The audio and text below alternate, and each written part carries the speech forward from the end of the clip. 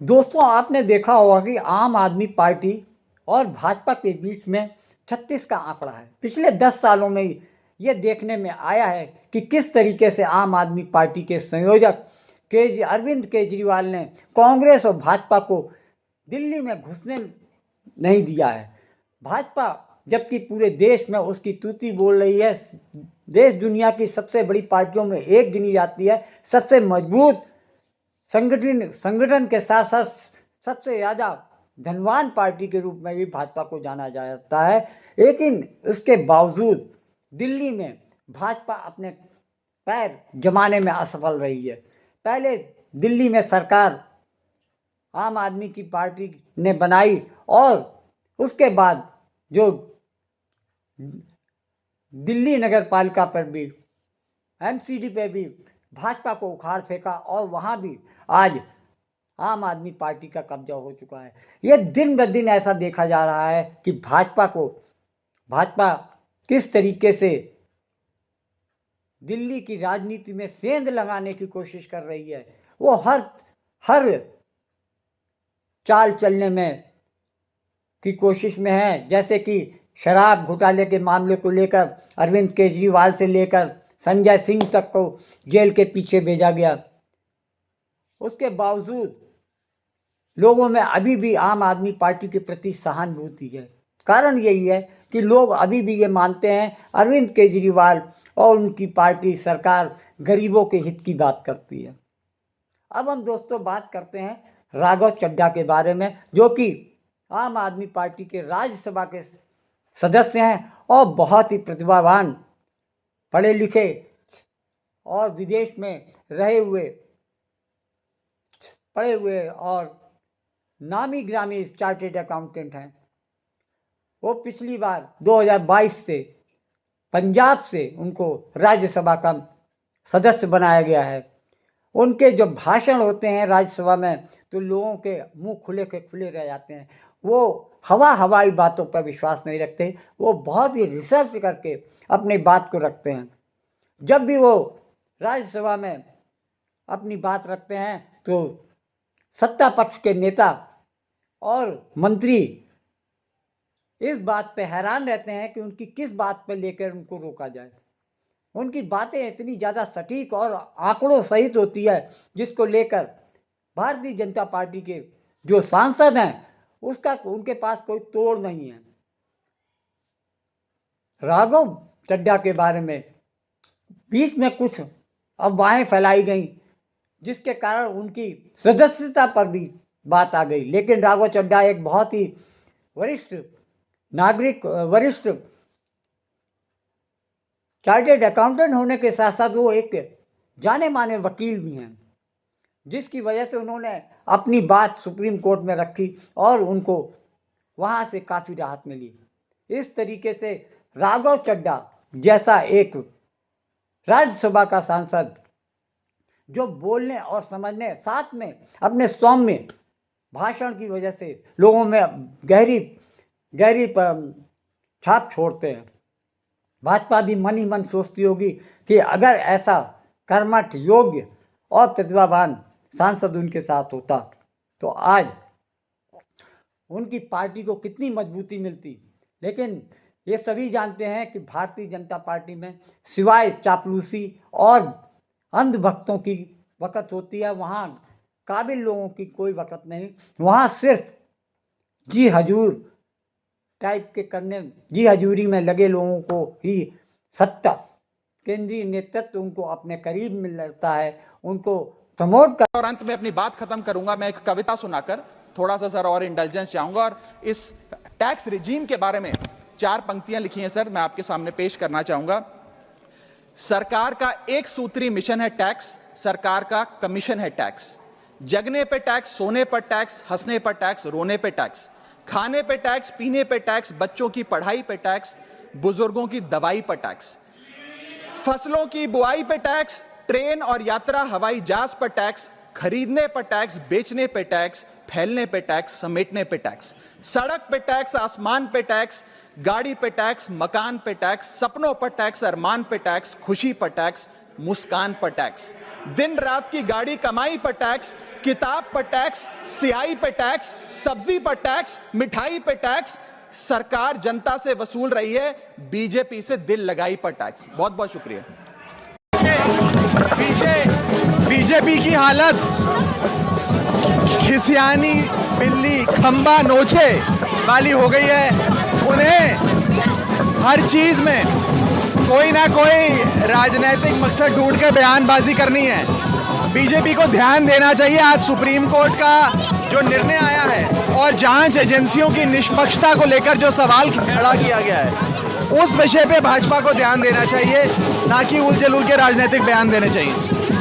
ये सोचकर सीना चौड़ा हो जाता है कि गांधी भारत में पैदा हुए, हम गांधी के वंशज हैं, ये सौभाग्य हमारा है। कितने खुशनसीब थे वो लोग जिन्होंने गांधी को देखा होगा। जितने साहसी, मन से उतने ही मुलायम, अपनों के लिए लड़ते हुए भी दुश्मनों के प्रति नफरत ना रखने वाले गांधी। कितना बड़ा दिल था गांधी जी का कि उन्होंने उसे भी माफ कर दिया जिसने उनको यातनाएं दी, मारने की कोशिशें की। वो गांधी जिसकी सत्य और अहिंसा की ताकत ने दुनिया की सारी ताकतों को बौना कर दिया था। वो गांधी जिसके बारे में एल्बर्ट आइंस्टाइन कहा करते थे कि आने वाली नस्लें इस बात पर यकीन नहीं कर पाएंगी कि हार्ड मास का कोई पुतला ऐसा भी था जिसके करिश्मे के सामने दुनिया की सारी शक्तियां नतमस्तक हो गई। साउथ अफ्रीका में पिछड़ों, शोषितों और अन्य वर्गों के अधिकार के लिए लड़ाई लड़ने वाले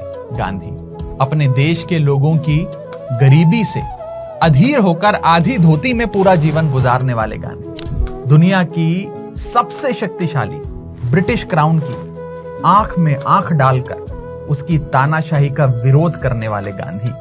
गांधी केवल व्यक्तित्व नहीं थे, गांधी स्वयं में एक युग है।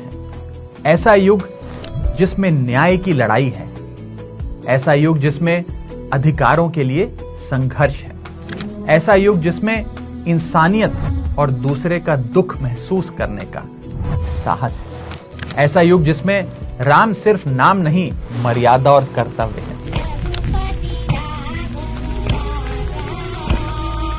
शायद यही कारण है कि गांधी के जाने के 76 साल बाद भी गांधी के सामने झुके बिना सत्य और अहिंसा प्रमाणित नहीं हो सकते। अमेरिका से लेकर यूरोप तक, अफ्रीका से लेकर ऑस्ट्रेलिया की गलियों तक आपको गांधी दिख जाएंगे। उनका कद कितना बड़ा है, उनका ओहदा कितना ऊंचा है, उनकी मूर्ति के सामने झुके हुए लोगों से पता चलता है। आज जब कोई हिंदुस्तानी भारत से बाहर किसी दूसरे देश में जाता है तो वहां उसकी इज्जत इसलिए भी होती है क्योंकि वो गांधी के देश से आया है। रंग भेद से लड़ने वाले नेल्सन मंडेला जेल में लगभग 3 दशक गुजारने के बाद जब जेल से बाहर निकले तो मुस्कुराए। पत्रकारों ने उनसे पूछा कि इतनी मुश्किल के बावजूद भी आप मुस्कुरा रहे हैं। मंडेला ने कहा, मैंने गांधी को पढ़ा है।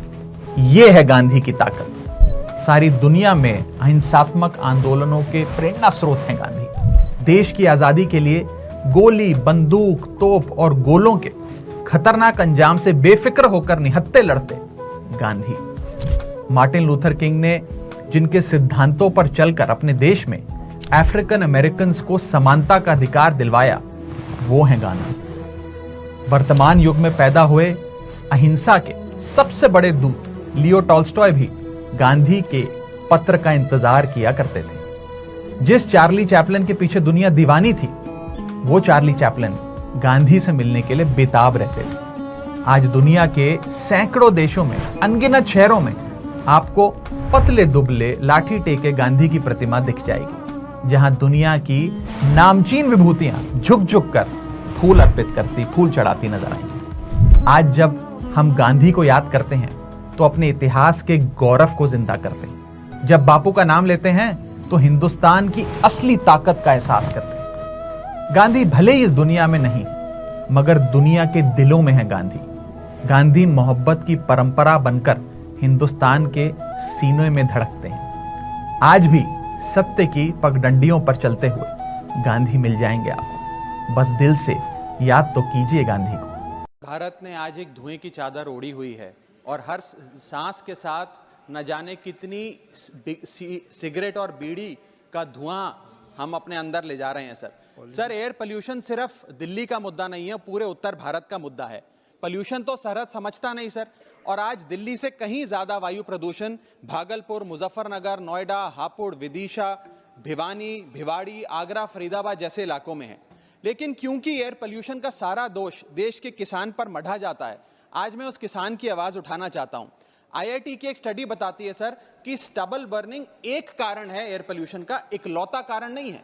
लेकिन फिर भी क्योंकि सारा दोष किसान को दिया जाता है, हम पूरा साल तो कहते हैं किसान हमारा भगवान है, हमारा अन्नदाता है, लेकिन जैसे ही नवंबर का महीना आता है हम कहते हैं कि किसान क्रिमिनल है, इसको जेल में डाल दिया जाए, इस पे फाइन लगाया जाए। इसीलिए मैं कहना चाहता हूं सर, कोई भी किसान जानबूझकर अपनी खुशी से पराली नहीं जलाता, मजबूरी में जलाता है। और इस साल तो हमारे सूबे पंजाब ने 70% से ज्यादा गिरावट देखी गई स्टबल बर्निंग के इंसिडेंट्स में, जहां पर मध्य प्रदेश, हरियाणा, उत्तर प्रदेश, राजस्थान में पराली जलाने की वारदातें बढ़ी हैं। सर, पंजाब ने धान की खेती क्यों शुरू करी? पंजाब ने धान की खेती इसलिए शुरू करी क्योंकि देश का पेट पालना था, देश में अनाज की कमी थी। धान की खेती से पंजाब का भारी नुकसान हुआ सर, हमारा पानी 600 फीट नीचे चला गया, सॉइल डिग्रेडेशन हो गई, और वो भी तब जब चावल हमारी खुराक नहीं है, हम पंजाबियों की खुराक चावल नहीं है सर। और धान की फसल कटने के बाद जो पराली बचती है, उस पराली को साफ करने के लिए किसान के पास मात्र 10 से 12 दिन होते हैं, क्योंकि अगली फसल बीजनी होती है। अगर 10 से 12 दिन में इस पराली को साफ ना किया जाए तो जो अगली फसल है उसकी यील्ड गिर जाती है। इसीलिए किसान को मजबूरन पराली जलानी पड़ती है। इसके अगर कोई सॉल्यूशंस की हम बात करते हैं, हैप्पी सीडर और पैडी चॉपर जैसी मशीनें, उन मशीनों को चलाने के लिए बहुत ज्यादा पैसा खर्चना पड़ता है, 2 से 3 हजार रुपए प्रति एकड़ किसान की जेब से लगता है। इसीलिए वो किसान जो आज अपनी लागत नहीं निकाल पा रहा खेती से, वो पैसा कहां से लाएगा? मजबूरी में जलाता है, और सबसे ज्यादा नुकसान तो उस किसान का और उसके परिवारों का होता है, जिसको वो जहरीली हवा में सांस लेना पड़ता है। मैं एक समाधान लाया हूं सर, अगर आज हम एक शॉर्ट टर्म सोल्यूशन पंजाब के किसान को या और हरियाणा के किसान को भी 2500 रुपए प्रति एकड़ देते हैं इस पराली से निजात पाने के लिए, तो पंजाब का एक भी किसान पराली नहीं जलाएगा। इसमें 2000 रुपए भारत सरकार दे, 500 रुपए पंजाब सरकार देगी, और हम इस पराली की समस्या से एक शॉर्ट टर्म सोल्यूशन पालेंगे। लॉन्ग टर्म सोल्यूशन है क्रॉप डाइवर्सिफिकेशन, यानी कि धान की खेती से हमें कॉटन, मक्की, पल्सेस, ऑयल सीड्स की ओर हमें बढ़ना होगा। हम एआई की तो बहुत बात करते हैं सर, एक्यूआई की बात करनी होगी, और जैसे राजनीतिक दल बूथ बूथ पर रणनीति। माननीय सदस्यों, मैंने ऑलरेडी श्री राघव चड्डा, माननीय सर, इस बिल पे चर्चा के माध्यम से मैं इस देश के आम हवाई यात्री का दर्द आप सबके सामने रखना चाहूंगा। सर, वादा था कि हवाई चप्पल वालों को हवाई जहाज की सैर कराई जाएगी। आलम यह है सर कि बाटा कंपनी का जूता पहनने वाला भी आज हवाई जहाज की टिकट नहीं खरीद पा रहा है। Economy class is no more economical sir. मैं आज इस सदन में बहस पे आने से पहले अपने फोन पर फ्लाइट के रेट चेक कर रहा था सर। अगर कल मुझे दिल्ली से बंबई जाना हो तो टिकट 14,000 रुपए की है, वन वे की सबसे सस्ती टिकट। दिल्ली से पटना जाना हो तो 12,000 रुपए की टिकट, दिल्ली से बैंगलोर जाना हो तो 16,000 रुपए की टिकट। और सर वो छोड़िए, संडे के दिन यानी कि परसों मैं अपने क्षेत्र पंजाब से दिल्ली आया, मोहाली एयरपोर्ट से, चंडीगढ़ एयरपोर्ट से मैंने फ्लाइट ली और दिल्ली पहुंचा।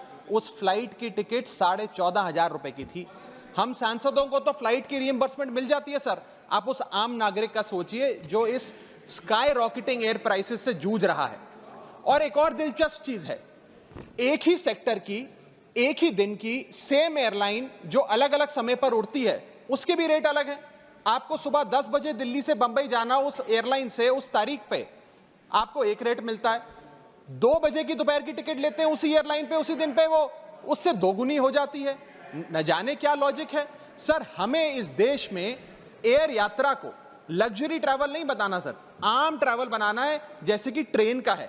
और सबसे बड़ी बात सर, इस देश में जहाज में उड़ना और जहाज में उड़ के अपनी मंजिल तक पहुंचना आज भी इस देश की बहुत बड़ी आबादी के लिए एक सपना है। अगर ट्रैवल की रफ्तार बढ़ेगी तभी इस देश की रफ्तार बढ़ेगी। सर, दूसरा दर्द जो इस देश का आम आदमी रोज उससे जूझ रहा है वो है ओवर क्राउडेड एयरपोर्ट्स। सर, आज हमारे देश के एयरपोर्ट्स बस अड्डे जैसे बन गए हैं। बस अड्डों से बदतर हालत, बदतर व्यवस्था देश के एयरपोर्ट्स पर है सर। सर टर्मिनल 1 चले जाइए दिल्ली के, टर्मिनल 2 चले जाइए दिल्ली के, आप हालात देखिए, सिक्योरिटी लाइन से लेकर चेक इन लाइन तक लोग लाइनों में खड़े हैं और लाइनों में खड़े हैं और उसके बाद उनकी फ्लाइट भी इस चक्कर में मिस हो जाती है। एक मुसाफिर सही समय पर फ्लाइट नहीं पकड़ पा रहा क्योंकि वो बेचारा चेक इन और सिक्योरिटी लाइन में ही फंसा रहता है। इतने ओवर क्राउडेड एयरपोर्ट्स आज हमारे देश के बन चुके हैं सर। आज यात्री का तीसरा दर Honorable members, please let the honorable members speak. Please. Sir बोलने दीजिए। No, honorable members, please, honorable members.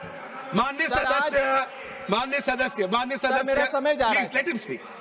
Sir आज एयरपोर्ट्स पर खाना इतना महंगा है, बाजार के मुकाबले 2 गुना 3 गुना दाम है। एक साधारण सी पानी की बोतल जो 20 रुपए की बाजार में मिलती है, वो एयरपोर्ट के भीतर जाकर फूड आउटलेट पे 100 रुपए की मिलती है। आज यात्री जो इंतजार कर रहे हैं अपनी फ्लाइट का, वो पानी पीकर पेट भर रहा है कि कहीं 250 रुपए की चाय और 350 रुपए का समोसा ना खरीदना पड़ जाए। बताइए सर, एक आम आदमी एयरपोर्ट पर अपने जहाज का इंतजार करते हुए क्या एक चाय नहीं पी सकता? क्या इस पर कोई रेगुलेशन नहीं होना चाहिए? क्या कोई अफोर्डेबल कैंटीन का मैकेनिज्म नहीं होना चाहिए? चौथा दर्द जो आज इस देश के आम यात्री को सर सहन करना पड़ रहा है, वो है पुअर कनेक्टिविटी। आज इस देश के कई टूरिज्म स्पॉट्स पे, कई फेमस शहरों तक जहाज की यात्रा नहीं पहुंचती, फ्लाइट्स नहीं पहुंचती, एयरपोर्ट नहीं पहुंचती। कई शहर, अधिकतर शहर ऐसे हैं जहां पर एयरपोर्ट्स नहीं हैं। इंसान को जहाज लेकर, जहाज से उतरकर कई घंटों का बस का और गाड़ी का सफर तय कर अपनी मंजिल पे पहुंचना पड़ता है सर।